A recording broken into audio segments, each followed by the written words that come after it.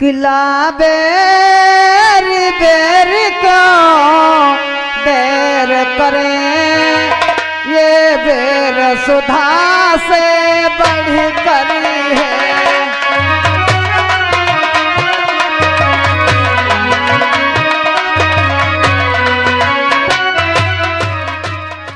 जानकी का हरण कर लिया है। हम अपनी प्रिय जानकी को ढूंढते ढूंढते तुम्हारे आश्रम तक आ पहुंचे हैं। हे सवरी कि तुम तो बनवासिनी, बतलाओ कुछ राय कि कहाँ जाए, किससे कहे, क्या हम करें उपाय।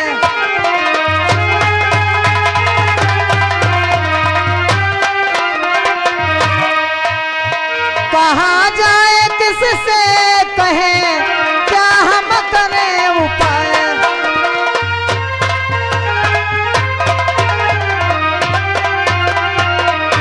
हे सबरी, तुम तो यहाँ के बनवासिनी हो, मुझे कोई ऐसा मार्ग बतलाओ कि जिससे हमारी प्रिय जानकी सीता का पता लग जाए। हे दीनानाथ, मैं यहाँ वर्षों से जरूर रहती हूँ प्रभु, किंतु मुझे माता सीता के विषय में कुछ ज्ञात नहीं है। क्या भगवान, तुम्हें सीता के विषय में कुछ नहीं मालूम है? हाँ भगवान, किंतु आप पर दुख का पहाड़ टूटा है दीनानाथ। आप दुख के मारे हैं तो मैं आपको एक उपाय अवश्य बताऊंगी दीनानाथ। कैसा उपाय? प्रकट करो सबरी। हे भगवान,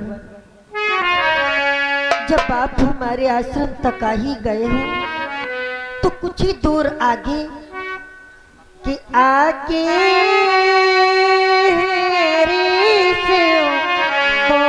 के पर्वते सो के वहीं पर रहता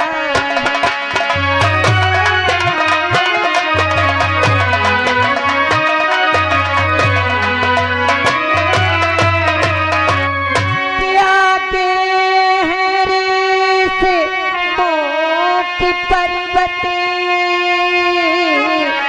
सुग्रीव वहीं पर रहता है। तेरे अपने भाई के कारण ही अत्यंत कष्ट सहता है।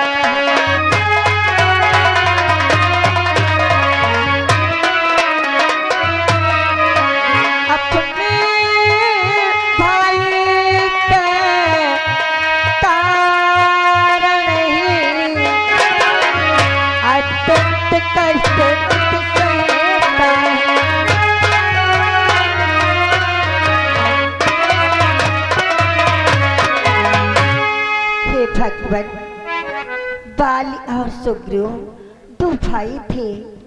अचानक दोनों में शत्रुता हो गई। बाली के डर से सुग्रीव ऋषमुख नामक पर्वत पर विशाल बानर सेना के साथ रहता है। वह बानरों का राजा कहलाता है। इसलिए दीनानाथ, मेरा तो विचार ये है कि बस वहाँ पधारो महाराज, माता की सुध मिल जाएगी।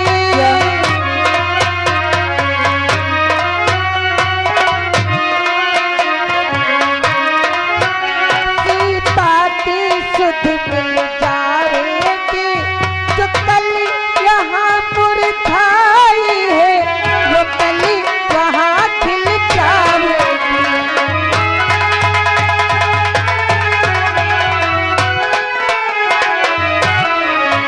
जो कली यहाँ मुरझाई है वो कली वहाँ खिल जाएगी।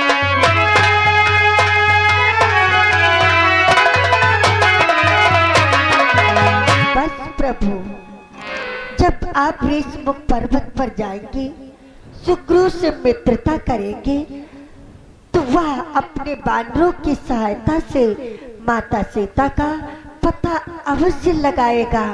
और जब पता लग जाए प्रभु, माता सीता से पुनः मिलन हो जाए, जब वापस आना दीनानाथ, तो हमारे आश्रम से होकर के जाना।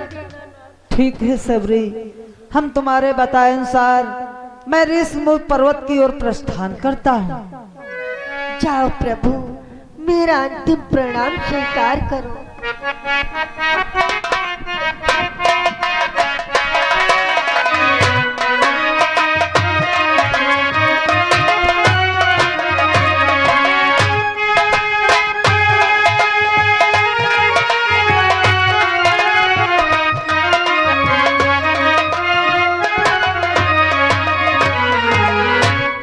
लक्ष्मण भैया, सबरी ने बतलाया है कि आगे ऋषिमुख पर्वत पड़ेगा, जहाँ पर बानरों का राजा सुग्रीव रहता है।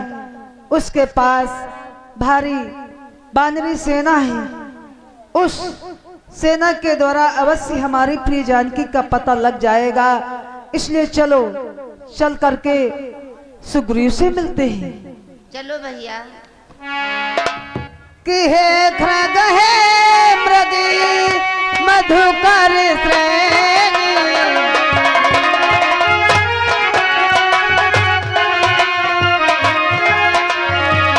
हे खग हे मृगी मधुकर श्रेणी, तुम देखी सीता मृगनयनी।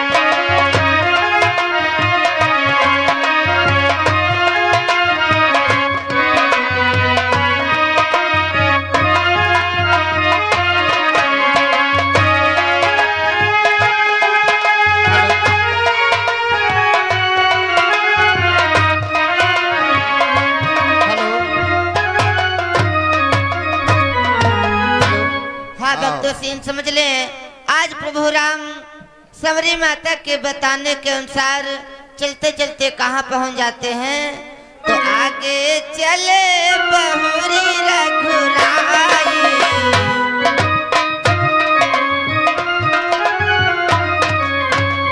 आगे चले बहुरी रघुराई, ऋषिमुख पर्वत नियराई।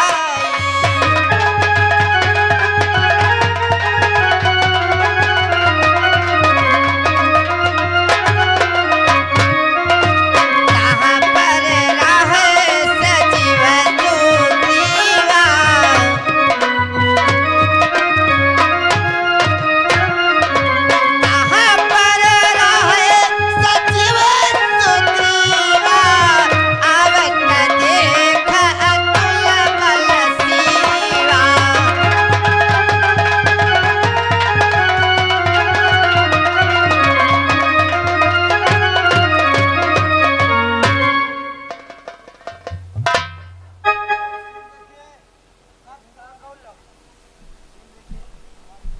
प्रेमी सज्जनों, शबरी माता ने जैसे बतलाया वैसे प्रभु ऋषमुख पर्वत की ओर प्रस्थान कर देते हैं। और बाली सुग्रीव भाई भाई, देखिए दोनों भाइयों में कितना बड़ा प्रेम, और आखिर भाइयों में शत्रुता क्यों हो गई। आप लोग सीन में देखेंगे, सीन देखेंगे आप लोग बाली व सुग्रीव की।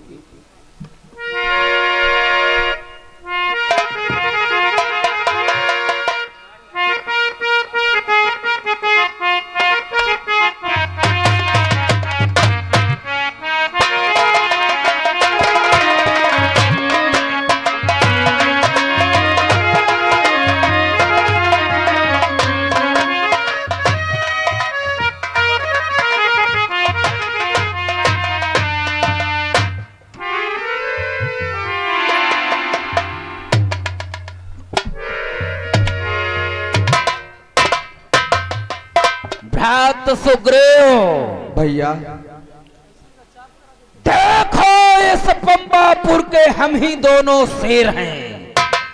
जब तक हम और तुम जीवित हैं इस पंबापुर में, कोई भी परिंदा भूल से पर नहीं भैया, आपके होते हुए भैया इस पंपापुर में कोई नहीं आ सकता है, क्योंकि ये तुम भली प्रकार से जानते हो विधाता ने हमें ऐसा वरदान दे रखा है, जो भी दैत्यासुर हमारे सन्मुख वीर योद्धा आएगा उसका आधा बल खींचकर मुझ में आ जाएगा।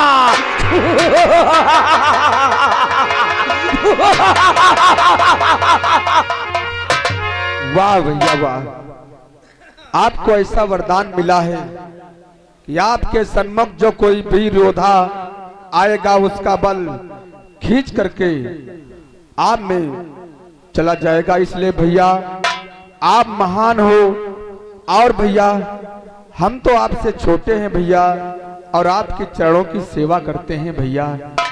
इसलिए भैया आप इस पंपापुर में निष्पूर्वक राज करें भैया। सच ही कहते हो भ्रात सुग्रीव, हमारे होते हुए तुम्हें किसी प्रकार की चिंता व भय का संदेह नहीं होना चाहिए, क्योंकि तुम जानते हो भ्रात सुग्रीव, आग से लिपटूंगा मैं, आग से लिपटूंगा मैं, खेलूंगा मैं घनघोर से, विश्व के मस्तक पे चढ़ जाऊंगा अपने जोर से। इसलिए स्वतंत्र होकर राज सिंहासन पर विराजमान हो। चलो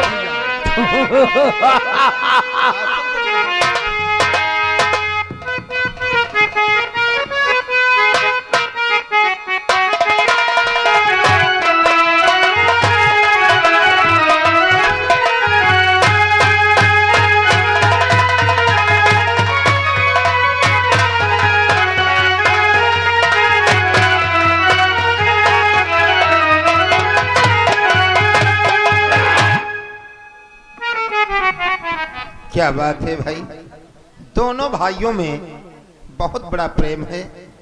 और किस प्रकार से बाली बतलाने लगे कि भैया सुग्रीव, हमारे में वो बल है, भगवान से हमें वरदान मिला है कि जो कोई योद्धा वीर हमारे सामने आएगा आधा बल खींच करके उसका हमारे में आ जाएगा।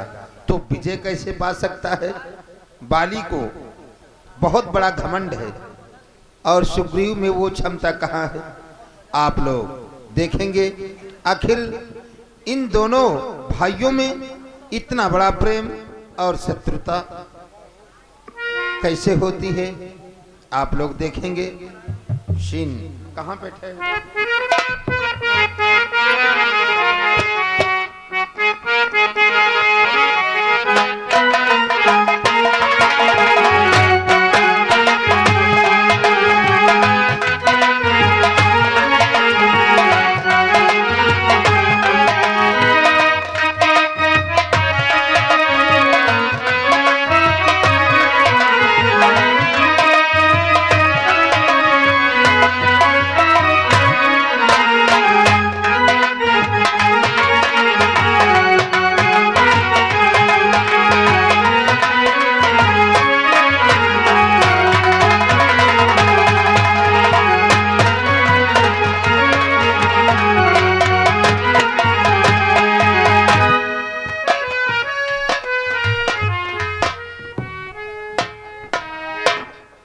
आइए माताएं बहनों के लिए एक छोटा सा गीत। 9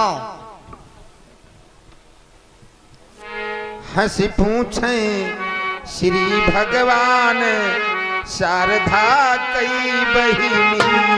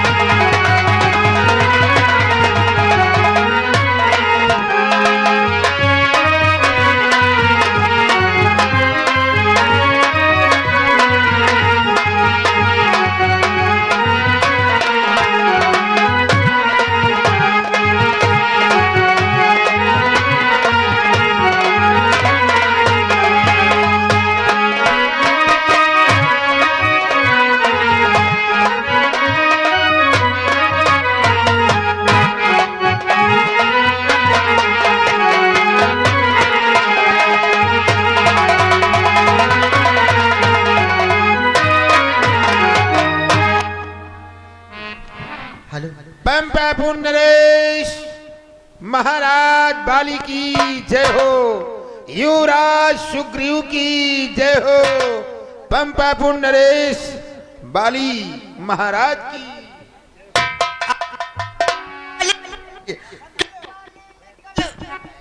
घर के बाहर के कायर बनकर बैठा है, जो बाहों का बल खत्म हुआ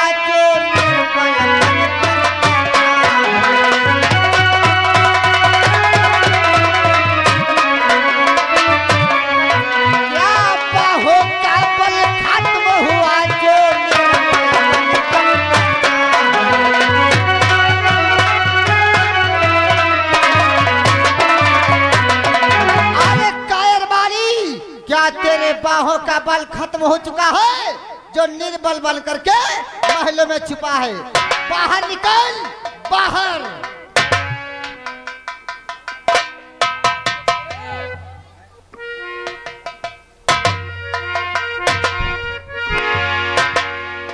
सुग्रीव, यह आवाज कैसी? लगता है कोई वीर योद्धा हमें युद्ध के लिए ललकार रहा है। सत्य कह रहे हो भैया, किंतु ये तो तुम भली प्रकार से जानते हो, हम किसी की ललकार स्वीकार नहीं कर सकते। इसलिए भैया, यदि ये कोई मूर्ख तुम्हें युद्ध की चुनौती दे रहा है भैया, तो क्यों नहीं देखते हो?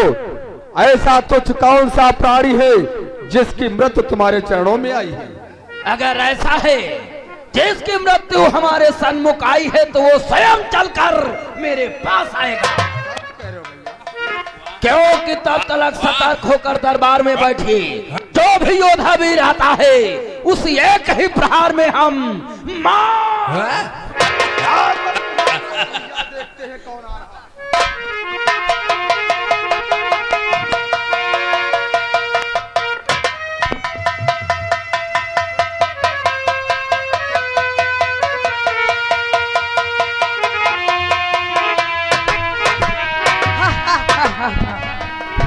और बाली निकल बाहर, तो अपने बल पर बहुत बड़ा अभिमान कर रहा है। तेरी ये पंपापुर नगरी नष्ट कर दूंगा और बाली सुग्रीव को तत्काल।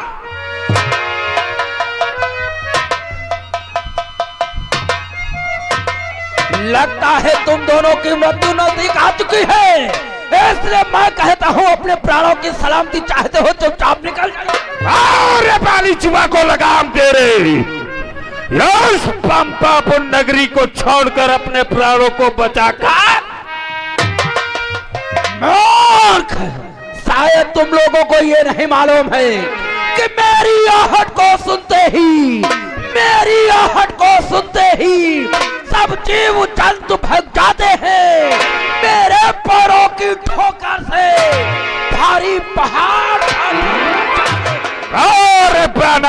धनराज, तुझे नहीं ज्ञात है रे। देख तेरे सन्मुख कौन खड़ा है। अगर तू तो भाई बाली और सुग्रीव है तो तेरे सन्मुख मायावी और दंड भी खड़ा हुआ है। ध्यान रख, मुझसे लोहा लेने वाला हाँ कौन वीर भूमंडल पर भीषण ज्वालाएं है छुपी हुई मेरे यंत्र पर।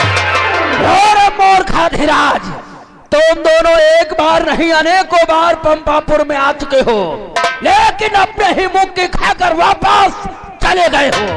किंतु आज उलट पुलट हो जाए तो हो जाए संसार, आप जीवित छोड़ो तुझे दो मुझको।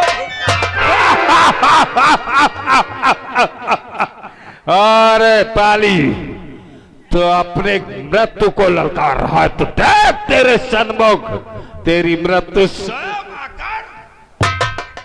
तो फिर तैयार हो जा, हम भी देख ले तेरी भुजाओं में आज कितना बैलू मराया है।